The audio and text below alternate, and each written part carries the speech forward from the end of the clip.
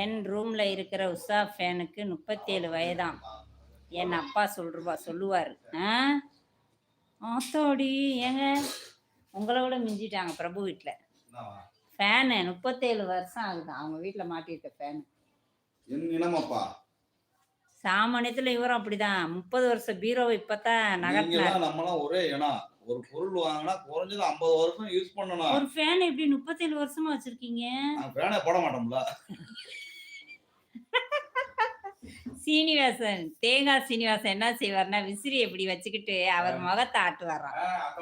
அந்த மாதிரி நீங்க ஃபேனை சுத்தியே வருவீங்களா? ஃபேனை சுத்த விட மாட்டீங்களா? என்ன பிரபு, ஐயோ நம்பவே முடியல. 37 வருஷமாச்சா? பொழுக்குன்னு காயில் போயிடுது, அது போயிடுது, இது போயிடுது ஃபேனுக்கு. நாங்களாம் பொழுதுக்கும் ஃபேனை ரிப்பேர் பார்க்குற வேலை தான். இன்னமும் சுத்திட்டு இருக்கு. பரவாயில்ல பிரபு. எம்மா 37 வருஷம்னா காயில் மட்டும் அப்பப்போ மாற்றிக்கிட்டே இருப்பீங்களோ?